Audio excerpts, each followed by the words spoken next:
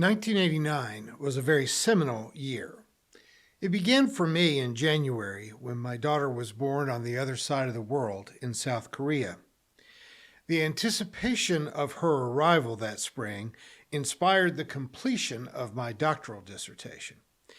She happened to arrive in Memphis, Tennessee on a Tuesday in May, just in time for me to carry her in procession for my doctoral graduation at Vanderbilt. As Valerie was taking her first steps that fall, 1989 became a seminal year for most of the world, as the Berlin Wall, that symbol of global division, of tyranny, of the threat of global nuclear war, was finally taken down. Those of you who grew up during the era in which we school children were asked to hide under our desks to protect ourselves from the falling debris of what seemed like an inevitable nuclear war will understand why I have kept this piece of the Berlin Wall in my office for these past 33 years. The fall of the Berlin Wall was the certain signal of the end of the Cold War and the dissolution of the Soviet Union. I remember writing sermons in those years about the much anticipated peace dividend that would result from the lowering of international tensions. Now, surely, I thought, we would be able to gut the bloated military budget, reallocate those resources to housing, to education, to healthcare, mass transit, safer roads and bridges. I was young and terribly naive, but let me not get too far ahead of myself here. As you may recall, the breakup of the Soviet Union was not all cotton candy and rainbows. As the Eastern Bloc nations began to seek independence, they were not leaving the Soviet Union entirely empty-handed. The Ukraine, a place that some people in news media tell us that most Americans couldn't find on a map, actually had the third largest stockpile of nuclear weapons in the world. Western nations were rightly concerned about the potential that some of these nukes could find their way into the wrong hands, as if there were the right hands to hold a nuclear arsenal, but I digress. In 1994, the Russian Federation, along with Great Britain and the United States, persuaded the new governments of Belarus, Kazakhstan, and the Ukraine to give up their nuclear weapons. And in exchange for doing that, the Western countries promised that if Russia ever tried to invade their sovereign territory, that we would come to their aid. This was called the Budapest Memorandum. If you can't remember hearing of the Budapest Memorandum, don't feel too badly. Evidently, no one among the professional journalists and all major news sources seems to remember it either, because no one ever mentions it. Obviously, if the Ukraine had not agreed to give up their nuclear weapons, Crimea would still be a part of the Ukraine. But in 2014, Putin had his soldiers dressed in these green uniforms with no national identification and sent them into Crimea while denying that they were Russian soldiers. I'm telling you the truth, because you just can't make this stuff up. Putin tested the metal of the Budapest Memorandum and found that it was comprised of nothing but straw. So frankly, I'm a little bit surprised that he's waited this long to take another bite of the apple. With obvious preparations for invasion mounting up on the Russian side of the border, there are some of us who still long to hear talk about diplomacy. But folks, diplomacy necessarily means that you are trying to understand one another, that you are listening and trying to find a rational solution that solves the problems for every member or every party to the disagreement. I hope that diplomacy is taking place in private conversations, but the public reporting is disheartening. It reminds me of the people who talk about the horror of Pearl Harbor as if the Japanese just decided one afternoon to attack our naval base in Hawaii. with no provocation. Most people I meet don't even know that we had embargoed Japan, stopping all shipments of iron and steel to the island nation, metals that were crucial to their industrialization. Sure, we wanted to import silk and china and pottery, but we didn't want Japan to begin to compete with us in manufacturing. Most people, even the veterans of the Vietnam War, don't know why we ended up taking over that colonial battle from the French. There was no real domino theory that made us send troops into Vietnam. Southeast Asia had been colonized and turned into rubber tree plantations because of the growing automobile industry.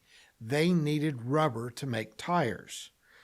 Folks, nothing happens in a vacuum. No country risks their resources or their lives for nothing, and certainly not for religion. It's always money.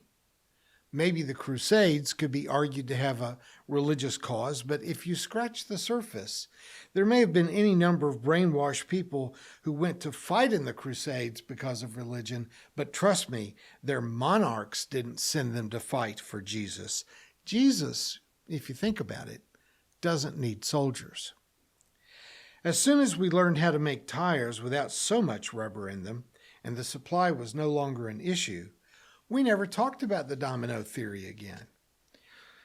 In fact, even though almost all of the world's rubber still comes from Southeast Asia, I doubt that many of us could even name which countries in Southeast Asia had become communist. Is Brunei, or Burma, now Myanmar, Cambodia, Timor, Indonesia, Laos, Malaysia, the Philippines, Singapore, or Thailand, are they currently communist? Now, we know that Vietnam had gone communist, but even after all these years, Laos is still the only other one. Folks, America is not typically altruistic in our use of armies. We are not always the liberators. We are not always the heroes. In recent years, we have not so much fought over natural resources as we have fought simply to fight. The money that is spent on the war, that is the treasure. War is the product that is now being bought and sold in order to transfer America's resources into the hands of the corporate war machine. I wish I was exaggerating. I wish this wasn't technically true. But I'm afraid this is not just my opinion. I also happen to be absolutely correct. I've been slowly reading this book for the past 6 weeks, David Vine's The United States of War. And I say I've been reading it slowly because it is very painful to read. Vine chronicles the growth of the number of American military bases abroad and the growth of our outrageous military budget.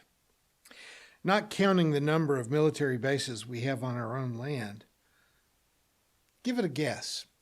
How many military bases would you suspect that the United States operates abroad? Any of us could name Germany, Japan, Guam as places where we have bases, and people who have served in the military could probably name several more. But when I pose this question to military veterans, most will guess that we have 3 or 4 dozen bases abroad.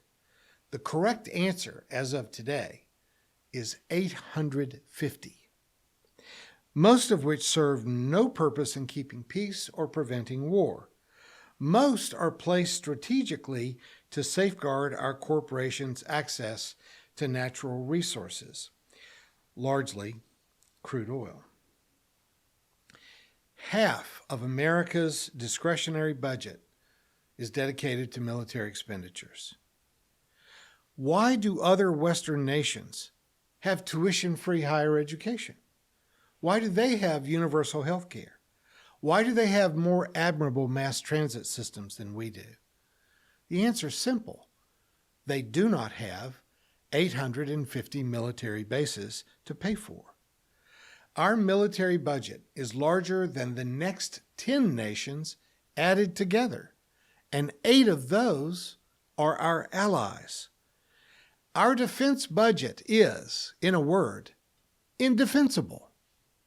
But speaking of a peace dividend, we have now finally ended our wars in Afghanistan and Iraq, and we even have a Democrat in the White House. So now surely the military budget will be dramatically downsized. But no, Biden's first defense budget is larger than the budget that we had while we were fighting in Afghanistan and Iraq. Folks, this is economic insanity, but it makes perfect sense to the military-industrial complex.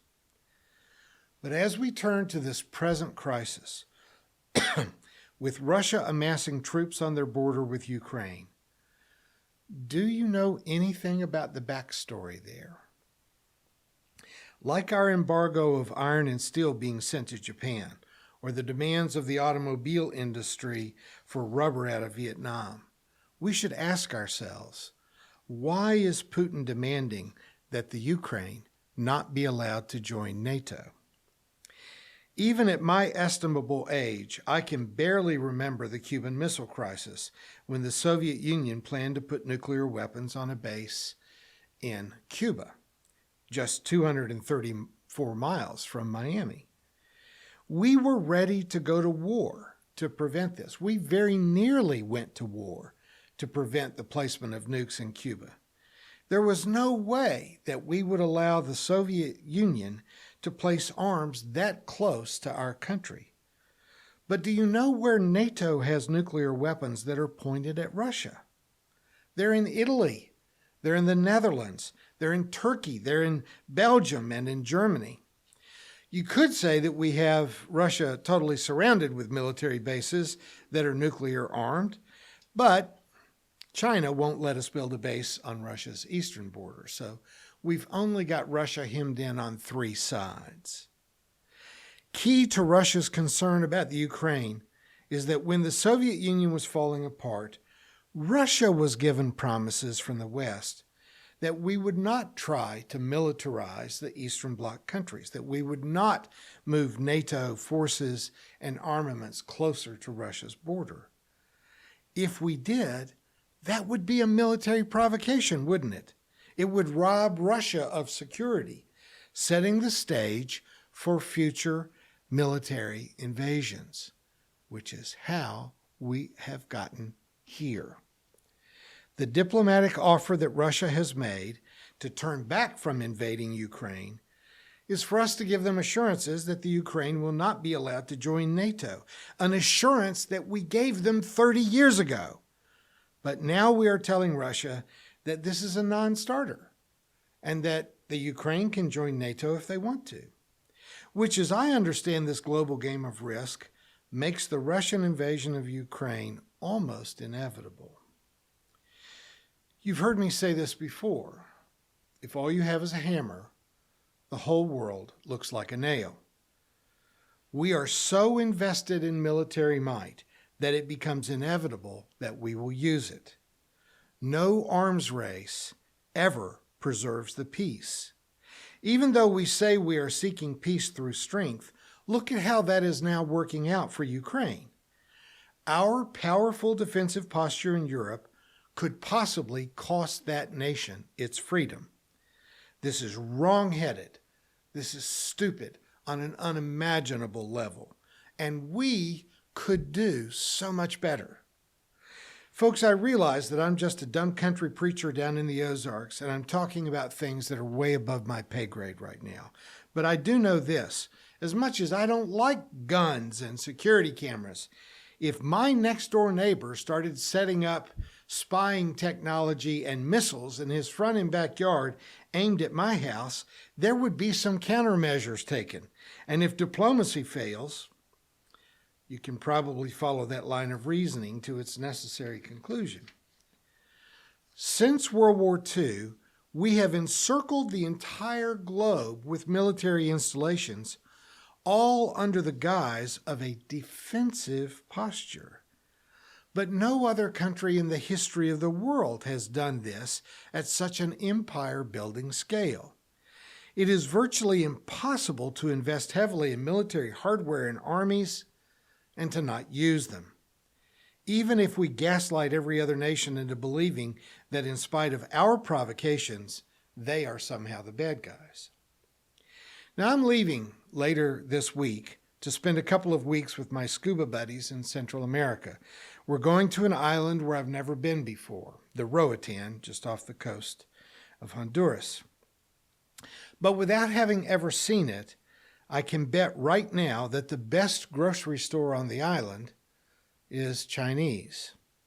Because from Bonaire to Belize, every Caribbean island I've visited over the last 30 years pursuing my scuba diving hobby, the best grocery store on the island is Chinese, run by a Chinese family, but funded by the Chinese government in order to spread Chinese language and culture and awareness around the globe.